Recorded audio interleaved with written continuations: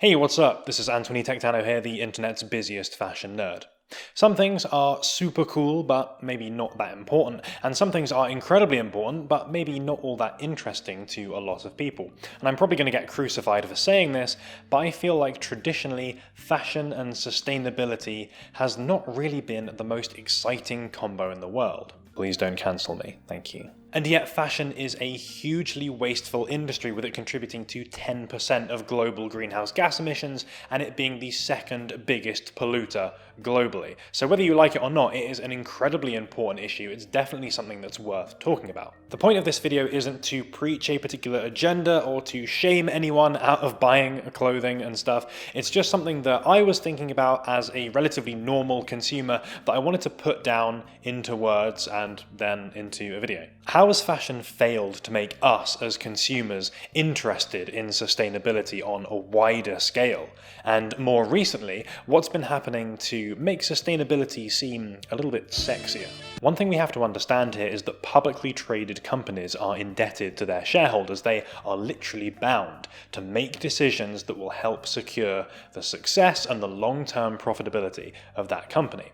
So if there is anything that is predicted to cause a long-term financial hit, you're not going to find many people willing to do that. Put cynically, that means that when companies are making decisions to move towards sustainability, they are doing that because they believe it will help the company survive and grow, and not just a vague desire to save the bunnies. It also means that brands will tend towards doing the minimum rather than the maximum when it comes to sustainability. And it just so happens that the minimum has not traditionally been very exciting. Let's take a look at H&M. It's traditionally been one of the most criticized brands for environmental harm, for encouraging that fast fashion mentality and overproduction, and just being part of that segment of the industry. And don't forget a bit of unfair wages and exploitation thrown into the mix as well. They had to do something, or at least be seen to be doing something, which is why now there is a whole section on the H&M website dedicated toward sustainability. This in itself as a move was criticized for making the brand seem more environmentally conscious than they really were. But what does this move mean for consumers? Well, it means that there is a line of H&M Conscious, which is a specific line or sub-brand, I suppose, of clothing with sustainability in mind. They're all about sustainability and less environmental impact, but if we have a look through this collection at some of these pieces, do you notice anything strange about these or anything that stands out to you? Me neither. Many people are not going to get excited or passionate about products which don't really have anything visually distinctive or interesting about them over and above the regular versions of those same products. Now, I've got to give credit where it's due. Some of these pieces do use some interesting material. So you've got some stuff here which is made of tencel, which is a wood-based fabric. Naturally occurring, biodegradable, less environmental impact than some of those other alternatives. And it has some great qualities as well. It's very cooling, moisture wicking, it's great in spring summer. Just look at how happy these tencel wearing people on the official website are. But outside of that, it just feels like the same stuff as all of the other H&M products. And I'm not saying that every single piece has to have a big picture of an earth with a happy face on it or something, but I just feel like there can be something better here. I just don't see anyone getting really hyped over purchasing from this line. What's more is the environmental credentials of these products are somewhat up for debate. For something to be part of the conscious line, 50% of it has to be made from sustainable materials. That sounds quite good, half sounds decent, but then this is the specific line designed with sustainability and environmental concerns in mind, and even then, half the product can be made in an unsustainable way. And that's just this line. What about all the other products that H&M do? It's presumably less than that, right? The clothing recycling bins brands like H&M use in their stores are another thing that's worth talking about. They're a good way of showing, you walk into a shop, we care about sustainability because we've got all these cool recycling things. We're kind of doing something. But actually, those kinds of initiatives, they put the onus on us, the consumer, to actually take action there. H&M, their role in this is really quite passive. And further, if we look into the actual recycling process here, the company that does that procedure called iCollect, who do it for a bunch of different brands, they estimate that about 35% of the clothing that is put into those bins is recycled. The other 65%, it just gets thrown away because of the difficulty of recycling mixed material clothing. And unfortunately, H&M as a business is still being criticized for failure to meet or failure to disclose some of their environmental and ethical goals. Don't get me wrong, this video is not designed to be putting H&M on blast, but they are just indicative of a problem that exists throughout the fashion industry, and you'll see these same kinds of problems and these same kinds of vague, conscious or sustainable lines of clothing across all kinds of different brands. Sustainability in these cases is performative. It's done to make people feel better about buying without the brand or the consumer really having to do much to change their behavior. And it's just not that interesting. Your average consumer is not going to get behind H&M Conscious or any of these other similar lines because they don't appear to be presenting anything new. All of that kind of differentiation is totally under the hood. It's almost tucked away or hidden by design. I don't think that's the right approach, but there are better ideas when it comes to getting people interested about sustainable fashion. And those for me come in the form of material and product innovation. And as a techwear fan, anything which is involving new materials or new kinds of performance and stuff like that is absolutely of interest. Last year we saw the launch of Nike's Space Hippie collection. That came with the tagline, "These shoes are trash." And they were right, literally.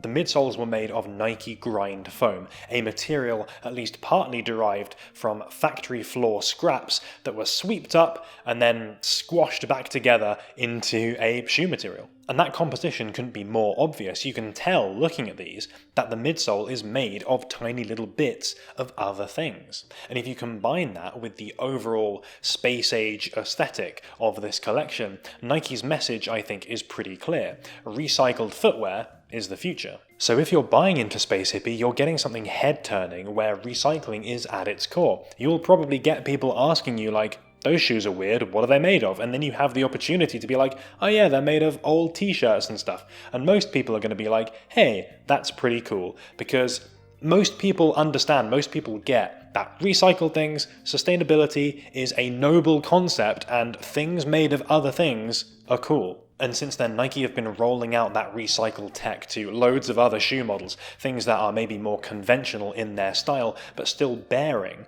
that hallmark Nike grind foam with its distinctive aesthetic. They're really bringing that recycled look to things that are going to be more palatable to your average consumer. I actually wrote an entire article about Space Hippie in Cyber magazine, the issue before the most recent one, so you can have a look there if you want to learn a bit more about that stuff. Very smooth plug. Meanwhile, Adidas's latest big announcement was around a new pair of Stan Smiths.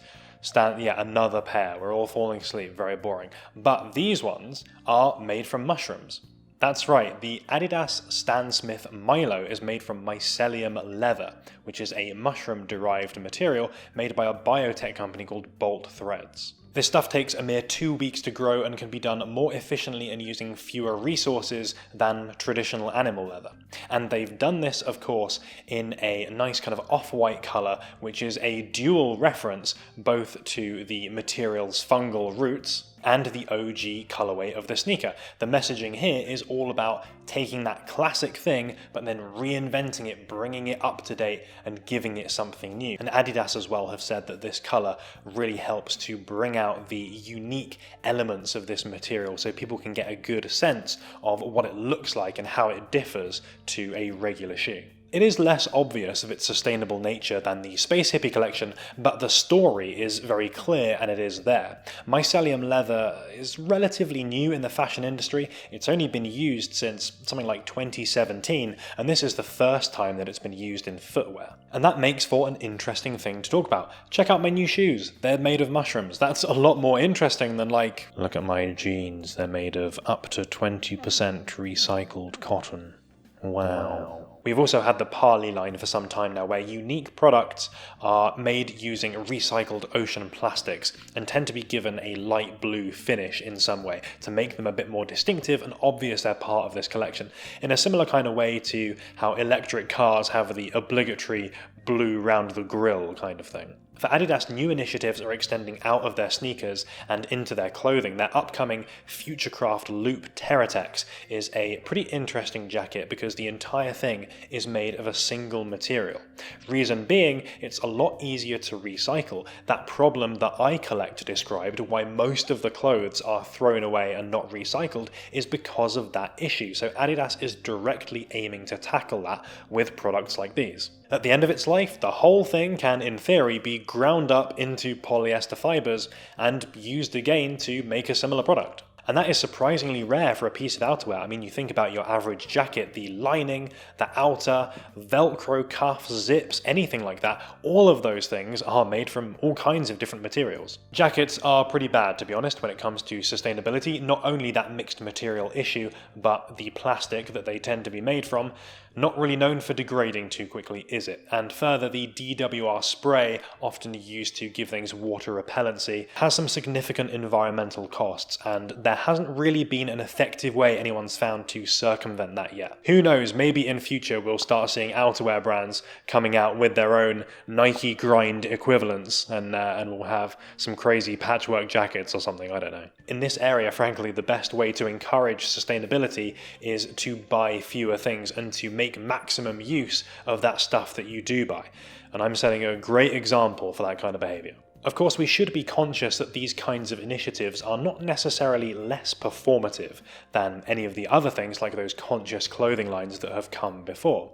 There's a huge marketing value in brands creating these kinds of one-off or unique products where sustainability is really at the core, gets them a lot of good press. But these products like Space Hippie and Mushroom Stands are just small parts of very, very large companies who still make plenty of unsustainable products. So Adidas and friends are not off the hook for growing a few mushrooms in the basement. But I do think that this kind of thing is the key for making sustainability cooler and for making people want to get involved with it. And if it ends up working, if this attracts consumers more than other kinds of products, then more brands are likely to follow suit. And provided that these kinds of products do actually have genuine environmental benefits, then I can't really see a downside for doing so, and more of these products gaining more traction and being created in larger quantities and for a greater market. But even these options, the cool and the sexy sustainable products,